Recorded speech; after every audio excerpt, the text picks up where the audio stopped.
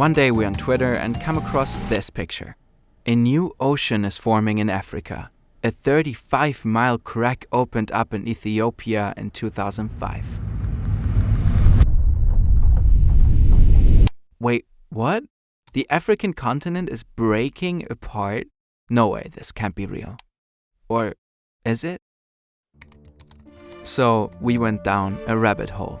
What is happening here? Does this massive crack actually exist? Over the course of the last 6 months, we tried to uncover the truth. And ultimately, we decided to make the journey to this place ourselves. I'm walking on the edge of a new forming ocean, of a splitting continent. Turns out the story of how and why and where Africa is literally breaking is even more fascinating than we could have ever imagined.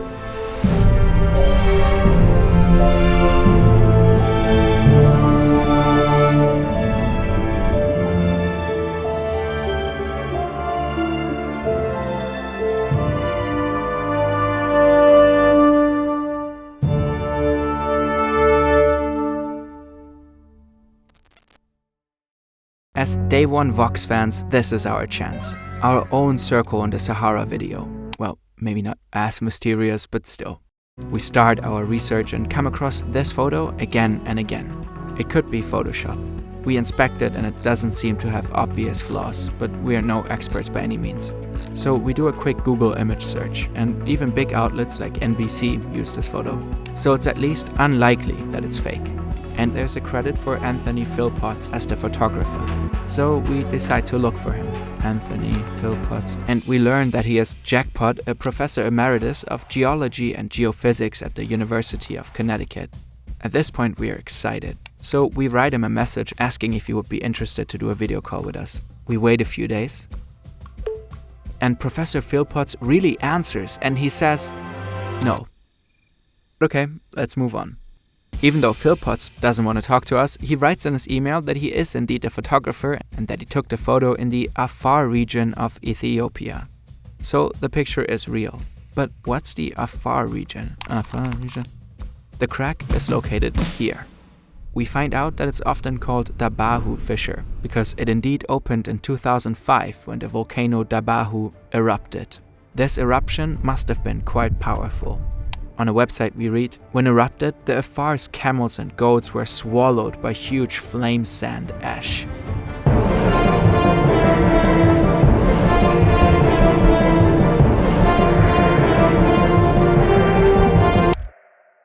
What? In a paper, a scientist writes, 700 goats, 200 camels, and 70 donkeys killed. The volcanic ash and gases caused some issues for the locals, but thankfully no one died. Only one person was injured. But where exactly is the Dabbahu fissure? If you search for it on Google Maps, you only find the volcano, not the fissure itself. And we can't spot it next to the volcano. So we look for a new expert who has visited the Afar region and find Dr. Keir. He's an associate professor in earth science at the University of Southampton and has a really cool profile picture on his Twitter. Geologists really be flexing those lava pics. And this time we are lucky. He agrees to talk to us. Dr. Keir visited the Afar region about 20 times already. It's basically positioned just north of Dabbahu or northeast of Dabbahu, between Dabbahu volcano and another volcano called Dabbahu. It's more or less directly in between the two. I think Dabbahu is about, 10 or 20 kilometers north of Dabbahu. So the vent site is about 5 or 10 kilometers north of Dabbahu. And I suppose in the literature, the vent is called Daure. It's the name that's been used for the specific vent because that's the name that the local people use for the area. Alright, such a big rift might be recognizable on satellite imagery. On Google Maps we only see clouds, so let's try to find it on Google Earth instead. Ethiopia is huge. It's 5 times bigger than the UK, or about the size of Texas and California combined for our American audience. Okay, here's the Dabbahu volcano, a little more north. Got it. Just to watch it on Google Earth, ain't it? We want to know more about this eruption and the opening of the vent fissure, and we kinda want to see it in real life. So we search for ways to visit it. But it isn't exactly a walk in the park. It's in the middle of an active volcano territory. After a while, we come across Action Tours, who offer a trip to the Dabbahu fissure. Okay, but who could fly to Ethiopia for us and go to this place? Naturally, as YouTubers, we never really leave our mom's basements. So, enter Vali.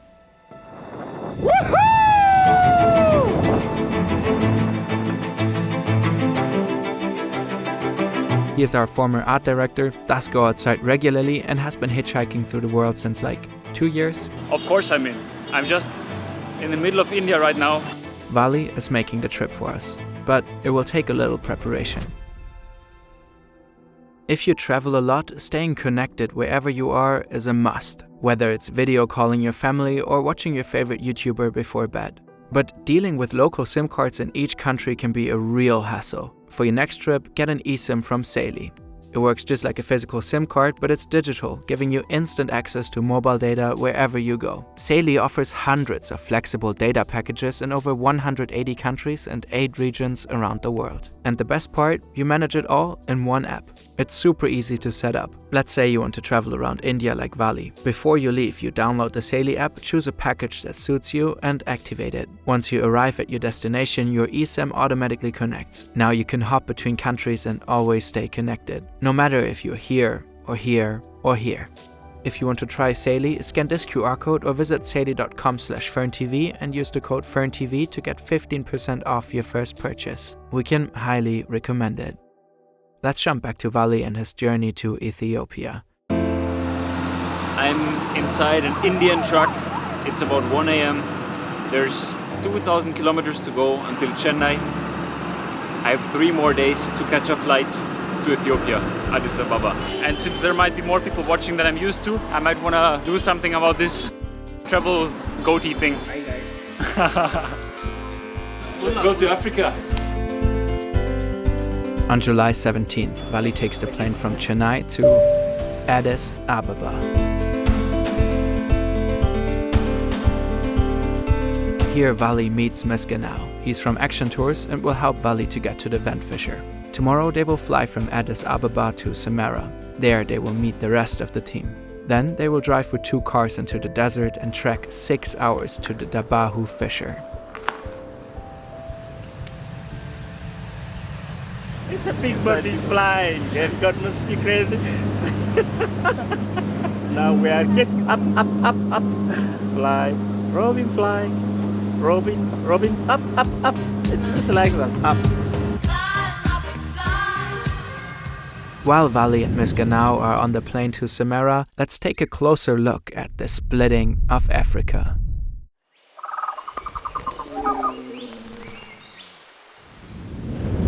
The surface of our planet is always changing. The formation of our continents as we know them began hundreds of millions of years ago with the supercontinent Pangaea.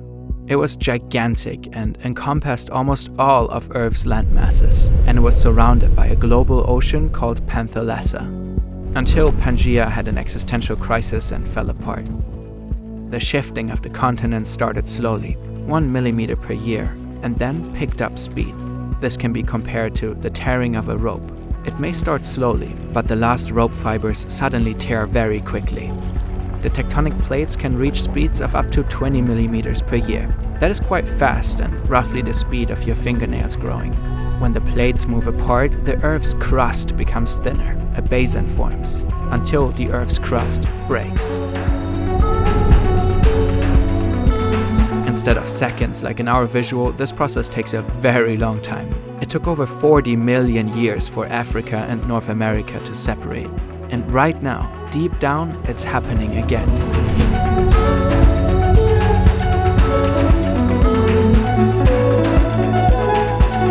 This is the East African Rift System. It's an active continental rift zone. It stretches over 6,000 kilometers, roughly from the edge of the Red Sea through Ethiopia to Mozambique.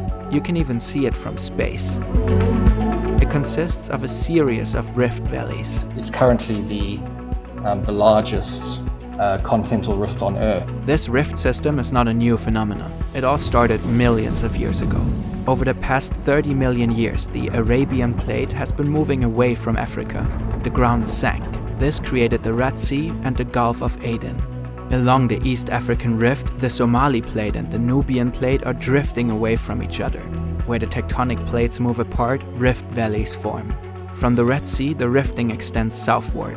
Here, the East African rift system splits into two branches, an eastern and a western branch. There's the eastern rift that runs more or less through central Kenya, and then the western rift is sort of running more or less on the border of several countries like Rwanda, Burundi, Uganda, and then a major part of that western part of the rift runs basically right through the border of Tanzania and the Congo, the Democratic Republic of Congo, and then between Tanzania and Zambia. And then it sort of becomes one single rift again when you get down to roughly Malawi. The rift sort of goes through Malawi and then into countries like Mozambique and Botswana. The rifting process also created three microplates: the Victoria Plate, the Rovuma Plate, and the Luandro Plate. Along the rifts is a lot of volcanic activity. These forces are immensely powerful. They once formed Mount Kilimanjaro in the north of Tanzania. Today, it is the highest mountain in Africa. The east and west branches are very different. Mountain massives like Mount Kilimanjaro probably had a major influence on the climate. They act as a barrier for clouds. As a result, you can find dry landscapes and vast savannas in the east and rainforests and lakes in the west. But this is the heart of the East African Rift System, the Afar region. Here, three tectonic plates meet: the Nubian or African Plate, the Arab Plate, and finally the Somali Plate, which is currently emerging. Basically, Somalia is rotating in a clockwise direction away from Nubia. So the result of that is that the motion are faster in the north, sort of roughly 0.5 centimeter per year. Some researchers believe that a super plume is responsible for the tectonic changes right now. A mantle plume is an upwelling of hot rock material rising from deep in the Earth's mantle. They look like a scary hot mushroom. And super plumes are the same thing but huge, spreading over hundreds of kilometers. A super plume beneath Africa is likely to cause the plates to move apart. When the hot rock material spreads under the Earth's crust, it presses against the crust with so much force that it expands and eventually cracks open. Wherever the Earth's crust becomes thinner, the land sinks. Here, the ancient fractures and fault zones formed the current profile of the East African Rift Valley. The Afar region is one of the hottest places on Earth. Temperatures reach over 50 degrees Celsius in summer. It's a very active volcanic territory. It should be devoid of life, but it isn't.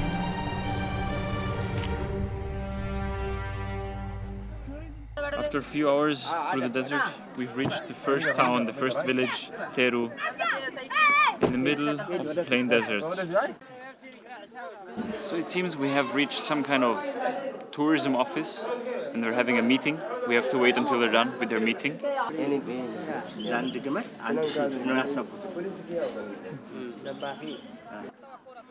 So we just collected Adam. And he will help us navigate this volcano landscape. I think we're asking for directions.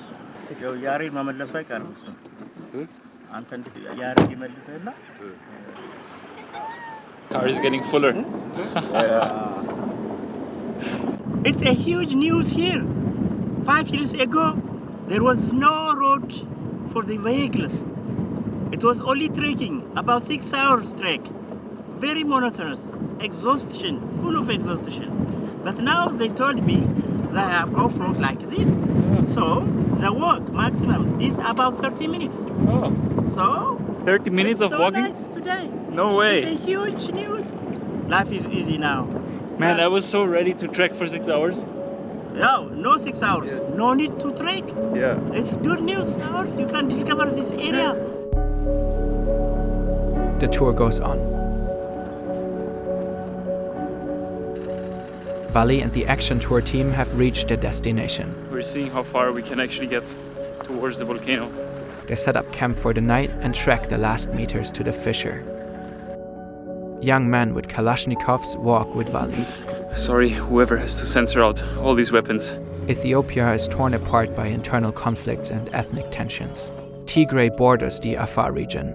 A brutal, deadly 2-year civil war began here in 2020 and spread to the surrounding regions. Human rights violations and conflicts continue to this day. Carrying weapons has therefore become an essential part of daily life for many inhabitants of the Afar region. Now there are only a few meters to go. They're just standing on the edge of the fissure. Whoa! Oh, what? Take care. Untap the duck. Don't go to the tip. Okay? Don't go to the tip.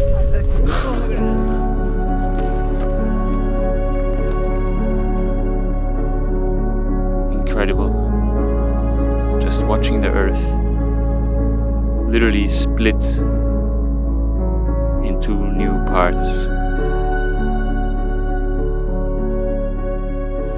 I doubt it'll get across on video, but with every step I take, it feels like the earth is actually somehow hollow. It makes a hollow kind of sound, and everything vibrates if anyone around me takes a step.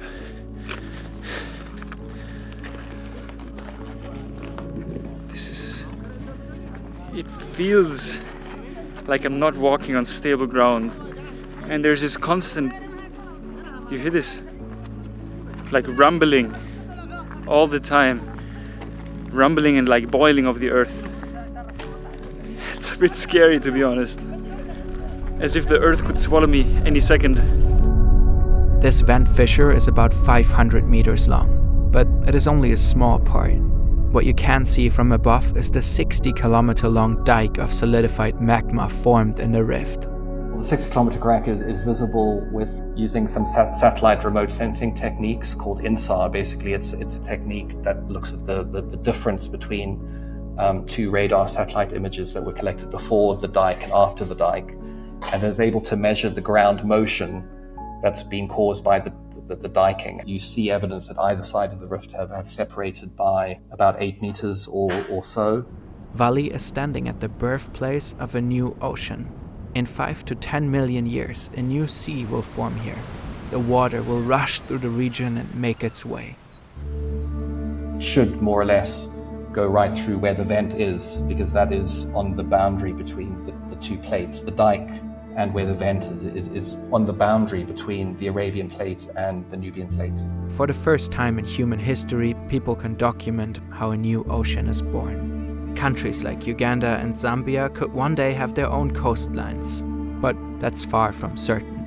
Dr. Keir says it's possible that the forces won't be strong enough to split the continent completely. In Afar, the thinking is basically that the Red Sea should continue a little bit further south into most of Afar, and then Afar will become part of the Red Sea, and ultimately you'll have a sort of a much bigger link between the Gulf of Aden and the Red Sea. Neither us, our children, or their children to the power of X will witness what will actually happen. But even today, the Afar region is an exciting and fascinating place. The East African rift is it's the final remnant of this rifting process of a supercontinent. It's the last major rift. There have been periods of time where there haven't been so many continents. There's been sort of one or two big continents. Now there's like a lot of them spread around the world. So it's probably quite unusual, in terms of the geological history of the planet, to have so many little continents. Even aside from geology, this place is special. I feel like these Afar people, they really embrace the spirit of this place. This place is nothing but impermanent, ever-changing, all the time, so quickly. Just like their homes. Around 2 million people live in Afar. Most are nomads, some of the last ones on Earth, and pastoralists. They often live from their goats, camels, and from trading salt. Afar does have towns and cities, but most of the people that live in the towns are from people from neighboring areas, basically, that they come there to work and run hotels and restaurants. I mean, there are some Afar people that do that as well, but the majority are actually living in the countryside, living a traditional lifestyle. And they have, their own language, which is different from other parts of Ethiopia, and they have their own dress. They dress more kind of similar to people from Arabia. During his travel to the fissure, Vali met some locals and had the opportunity to see how they live. It's goat's butter. Goat's butter?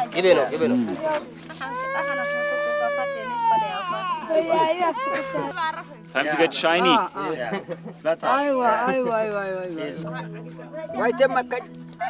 Okay. Goat milk. Goat butter. Mhm. Right from the volcano. A little bit sour. It was boom, boom. And those big stones, rocks, have been just shoot like a flying star to another mountain direction. That time when it erupted, there were Afar goats here. They were just swallowed by the fire, and they were all dead. Thankfully, the Afar people has never been victimed, but their animals have been okay, fired by that volcano. Every day I come here, I see changes. So, sooner or later, I will expect even a big explosion around here. Yes. And sometimes even there is earth movement here. The Afar people are facing a number of challenges, including recurring droughts, disease outbreaks, and conflicts. There's also a chronic water shortage. So Afar people use the volcanic activity to their advantage. So in many parts of the rift, especially around Dabbahu, there's no sort of permanent water sources like rivers or lakes. But there is quite pure water that's produced from the hydrothermal system. So what people do is they deliberately find kind of hot vents and fumaroles where there's water vapor being emitted from some of the fractures and faults near the volcano. Vali even visited these fascinating water constructions. They just put some branches and the water collects by itself. They can just scoop it out during winter time. Now there's some rain, there's a lake nearby, but during winter they use this water only. Fascinating. We just spent the last few hours around Dabbahu and now back to the camp. And man, what a powerful place this is. It marks the splitting of a continent, the formation of a new ocean, and much closer to home, much closer to humanity, the playground and oasis for the local Afar nomads. I'm so grateful that I get to be here. Probably less than a handful of outsiders have ever set a foot here. Well, I'm so grateful.